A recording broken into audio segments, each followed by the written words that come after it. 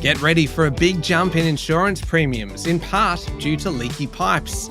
Gaza and the CFMEU dominate Parliament, and would you pay to attend a friend's wedding? Welcome to Fear and Greed, daily business news for people who make their own decisions. It is Tuesday, the 20th of August, 2024. I'm Michael Thompson, and good morning, Sean Aylmer. Good morning, Michael. Sean, the main story this morning, insurance premiums are set to rise this financial year, in large part because ageing water pipes across the country are doing greater damage to houses. Yes, Suncorp, which owns brands Amy and GIO, among others, yesterday said general insurance premiums will rise by mid to high single-digit amounts, and it's the housing sector that's causing the rises. In terms of water pipes, it's because people now have more bathrooms and fridges that dispense ice and chilled water. Also, lower quality piping used in construction is hurting, as is the fact that homes nowadays are more likely to be open plan. So a leak in the kitchen quickly flows through to other rooms. Apart from ageing water pipes, houses are now being built closer together, meaning damage in one house is more likely to result in damage in the neighbours. Households are also more likely to own lithium batteries, upping the fire risk. Now, there is some good news, Michael. The smash repair industry is bringing on new workers via immigration and apprenticeships, and building material costs are plateauing. Those two factors are alleviating some of the costs of insurance. But the bottom line is premiums are set to rise again, even after last financial year's 16% increase in motor vehicle premiums and 10% jump in home insurance. That's fascinating. It is. Water pipes, lithium batteries, they're such kind of tangible things that are actually having a meaningful impact on premiums. Yeah, so we renovated last year and we bought a fridge. Very proud of the fact that you can get ice or chilled water from the fridge. It's a sign that you've made it, Sean. Yeah, totally. Didn't think much about the plumbing issues. I just think it's fascinating when you look at all these insurance premiums and why they're rising, and the fact, houses being built closer together, so a problem in one house hits another house, and things that you never really think about otherwise. Yeah, who said insurance was boring? Does this all mean then, Sean, that insurers are making more money? Well, Suncorp, at least, is making more money after 3 tough years. Its net profit rose by 12% to $1.2 billion last financial year, and it upped its dividend sharply. Helping the bottom line was fewer natural disasters, falling inflation, and less pressure on global reinsurance premiums. But Suncorp's second half cash earnings missed expectations, and initially the group's share price fell. Ultimately, it finished the day up 1.4%. CEO Steve Johnson said that over the past 5 years, Suncorp has responded to around 700,000 claims, costing more than $9 billion. Pretty incredible. Over the 2024 financial year, it managed a dozen separate weather events, particularly in Queensland in late 2023. But overall, its claims were below its allowance. Hence, it had a pretty good year. All right, Sean, local markets, how did they perform yesterday? The S&P ASX 200 closed up just a touch, 0.1% to 7,980 points. Broadly, the utility stocks did best, consumer staples worst. Among the large caps, big banks were all higher, miners were lower. WiseTech Global, James Hardie and Goodman also were underperformers. REA was one of the best. The ASX is totally dominated by profit results at the moment. Just very quickly, we'll run through a few before we get into details on some of the others a bit later. Property and investor and fund manager GPT Group posted a 2% fall in its half-year earnings. Its statutory net loss, though, was $250 million, mostly due to revaluations of its investment property book. We're seeing that across the property sector at the moment, just like we did the last half year. Bathroom and plumbing products company Reece Group, it's listed. Most of us would know Reece because of the name on your toilet, though not necessarily because you invest in it, because it's actually held by the Reece family, or the family that owns the Reece Group. So it's not traded a lot. Anyway, its share price fell 4% despite lifting full-year net profit by 8%. Basically, renovators are trimming back spending. Audio and video software group Audinate reported its half-year results. Its share price jumped 21%, best of the top 200 yesterday. Financial software provider Iris dropped even after announcing that it would reinstate dividends following a 50% plus jump in earnings. And a $37 million revenue hole from the loss of a contract with Vicinity Shopping Centres hit revenue at outdoor advertising company O Media as it reported an 11% drop in earnings. And what's happening in international markets? Oil declined for the fourth time in 5 sessions as traders tracked US-led efforts to secure a ceasefire in the Middle East conflict. Adding to the crude market's recent bearish tone have been further signs of softness in China, the top oil importer. Iron ore continues its downward trend, with Singapore futures trading around $97 a tonne. At the beginning of the year, it was more than $140 a tonne. Over the weekend, Federal Treasurer Jim Chalmers said that the lower iron ore prices would hit the budget bottom line by up to $3 billion. Gold continues its push through $2,500 an ounce, and the Aussie dollar is buying just under 67 US cents. Sean, a very good time to mention our interview that we have coming up after the show. You're speaking with Vivek Dar from the Commonwealth Bank. Yeah, in fact, we talked to him about 3 of those commodities I mentioned: oil, gold and iron ore, and why their prices are doing what they're doing. Very, very knowledgeable chap, Vivek, and also able to explain it in plain English. So definitely well worth a listen. Yeah, the thing about whenever we have Vivek on, the interview will go for about 12 minutes. You will learn more in that 12 minutes than you will in any other 12-minute period in your week. Yeah, he has so much information and he just conveys it so clearly. I would very much recommend sticking around for that one. It's coming up after the show. Also, Sean, perhaps not quite of the same level of information. Yes. Be careful what you say here. Yes, close to. Yeah. At midday today, the next bonus episode of Ask Fear and Greed comes out, and that's the podcast where listeners send in their questions for you, and you answer them. And so that's why I say that, yes, there is information conveyed. Is it quite at a Vivek Dar level? Maybe not. But it's at a solid Sean Aylmer level. That's right. Very solid today. It's all about exchange-traded funds and the influence they have on markets.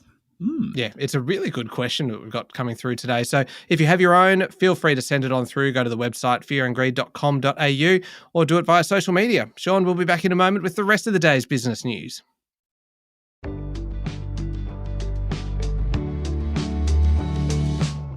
Sean, Parliament is sitting in Canberra this week and the debate over Gaza is capturing the headlines and really dominating question time. Sure is. Prime Minister Anthony Albanese accused the coalition of hypocrisy after it attacked Labor for failing to provide appropriate security vetting for Palestinian refugees fleeing war-torn Gaza coming to Australia.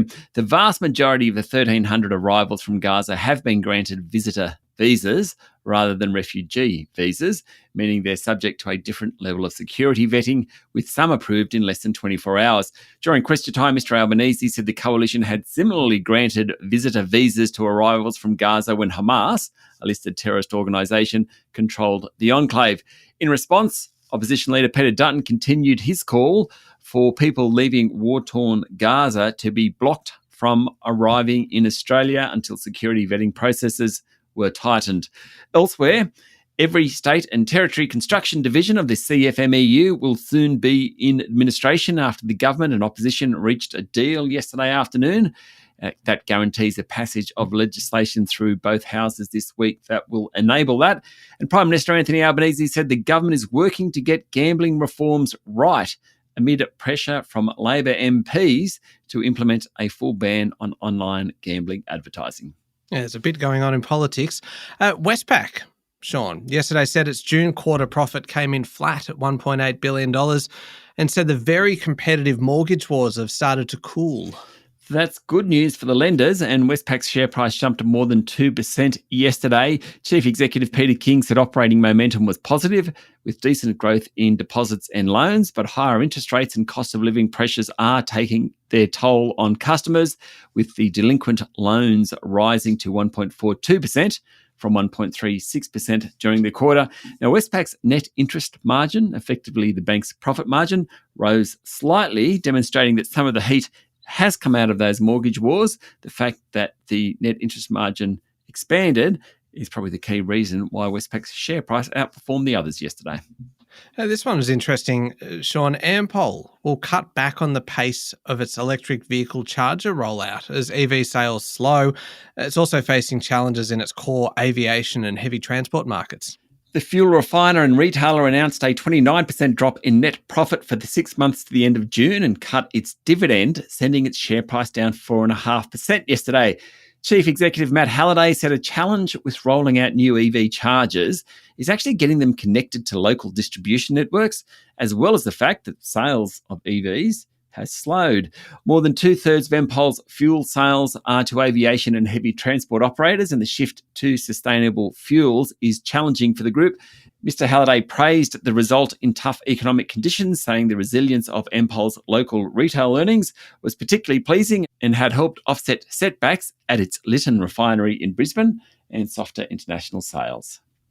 Federal police have been called in, Sean, to investigate whether Regional Express's former chairman and major investor illegally recorded the company's final board meeting amid increasingly bitter recriminations over the airline's collapse late last month. Sean, this story just keeps on going. It sure does. The Australian Federal Police confirmed it had received a report of a potential crime last week, according to a report in the Financial Review.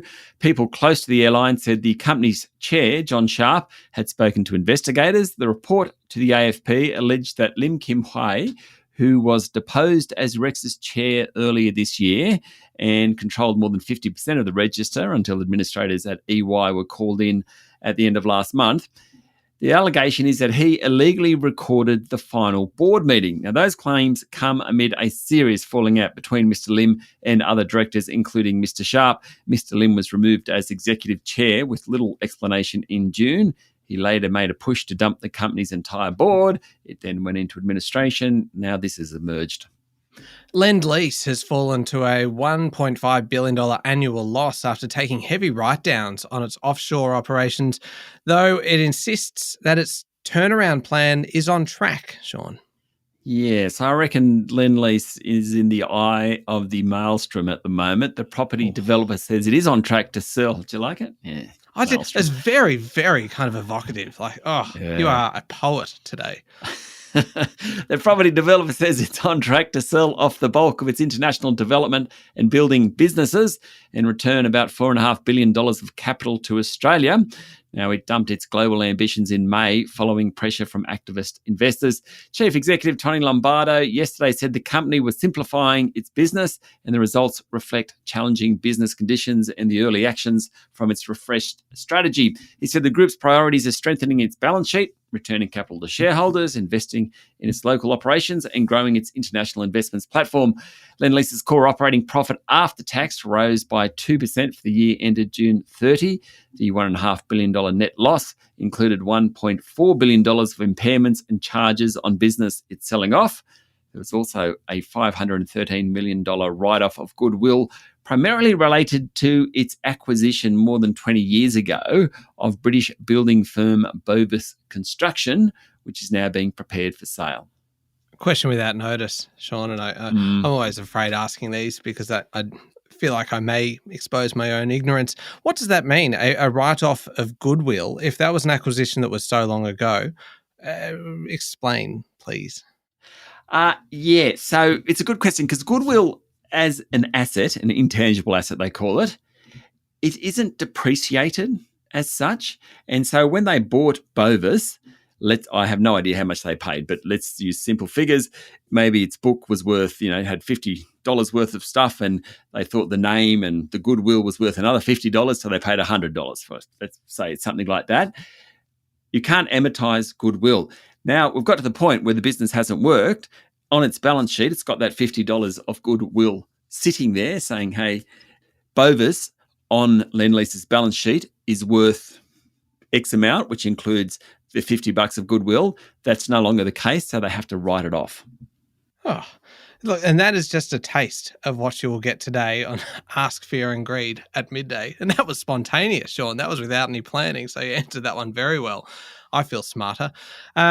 Team Australia. Thank you for answering that, by the way. Team Australia, which includes the big iron ore producers and steel makers, are being hammered by enormous levels of steel being sold by Chinese steel mills into the Asian region. This is according to BlueScope boss Mark Vassella.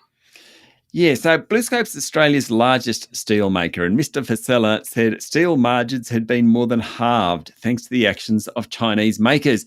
He said it will hurt companies like BHP and Rio Tinto and isn't a great outcome for Team Australia. Of course, it's definitely not a great outcome for BlueScope. He was speaking after announcing a 20% drop in net profit on the back of a 6% decline in revenue. The collapse in steel margins, combined with a housing construction slowdown in Australia, prompted the company to forecast much weaker earnings for the first half of this financial year. BlueScope's share price fell more than 3%. A2 Milk Company's share price tumbled 19% yesterday, even after it said it had won a bigger share of the lucrative Chinese infant formula market. A2 increased earnings for the last financial year by nearly 8%, but it was below expectations, triggering the sell-off. Not helping was a disappointing outlook from the group. The infant formula company, which also sells milk, warned that the Chinese market is facing increased competition and challenging macroeconomic conditions. Chief Executive David Bortolussi said that while China still has 40% of the world's infant market, despite the falling birth rate, A2 is looking to expand elsewhere and become more relevant to families over their life cycle, nominating the US and Middle East as attractive options. Okay, turning to international news now, and China's Coast Guard said a Philippines vessel that had ignored repeated warnings deliberately collided with a Chinese vessel in a, quote, unprofessional and dangerous manner. Which, of course, raises the question, can you collide with another vessel in a professional and non-dangerous manner? Well, I don't think you actually can. That's a very good point. Yes, because the unprofessional and dangerous is actually a quote. So 2 Philippines Coast Guard vessels, and I quote again, illegally intruded, end quote, into waters adjacent to Sabina Shoal without permission in the earlier hours of yesterday, according to the Chinese Coast Guard. A spokesperson, Gan Yu, went on to say that the Philippines has repeatedly provoked and caused trouble, violated the temporary arrangements between China and the Philippines. China's Coast Guard said it took control measures against the Philippine ships, whatever that means. They said it was in accordance with the law and warned the Philippines to immediately stop infringement and provocation or bear all consequences, according to a report on Reuters. China and the Philippines reached a provisional agreement last month after repeated altercations near the second Thomas Shoal. Doesn't look like they've lasted for too long. Finally, Sean, this last story feels like it would be more at home in our sister podcast, How Do They Afford That? Because that's all about kind of saving money. This is a new money-saving trend coming out of the US. I just don't know whether it's going to catch on.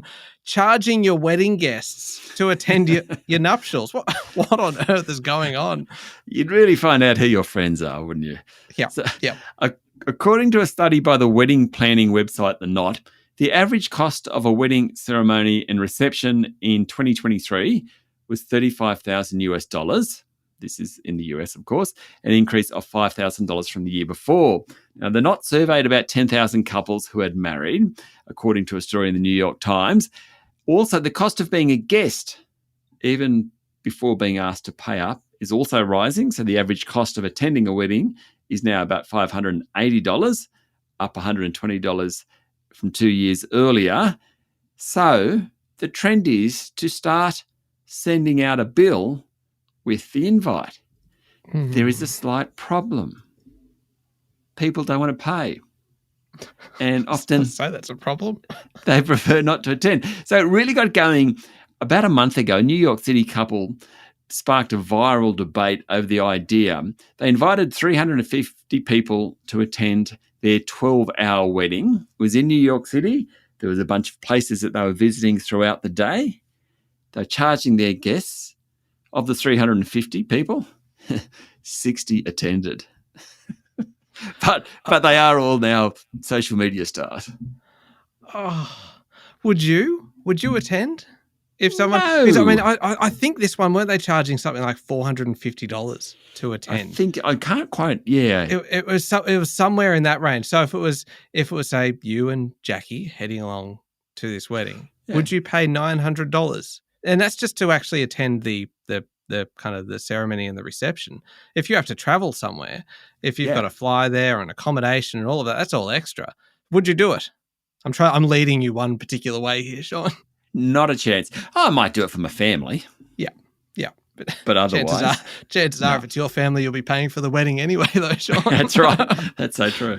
You'll be the one charging other people. No, I would never do it. I just don't. No. I think it's ridiculous. Though I will raise it on how do they afford that, because we've started doing the budget battles where Canna and I compete, where we use listener kind of tips on how to save money, and we roped you in to be the adjudicator and judge them. I'm quite the judge too. Yeah, fine job of judging. And you are unpaid for that much. And just that's a good way of saving money. Yeah, that's good. That's true, actually. Yep. So if you want to listen to How Do They Afford That, I'll put a link in today's show notes so that you can check that one out as well. God, we traversed some ground today, Sean. Up next is the Fear and Greed Daily interview, Vivek Dar from the Commonwealth Bank. Nothing to do with weddings in the US, all about iron ore, gold and oil prices. Indeed. It is a great chat. It is up next in the Fear and Greed playlist on your podcast platform or at fearandgreed.com.au. Thank you, Sean. Thank you, Michael. It is Tuesday, the 20th of August, 2024. Make sure you're following the podcast and join us online on LinkedIn, Instagram, X, TikTok and Facebook. I'm Michael Thompson, and that was Fear and Greed. Have a great day.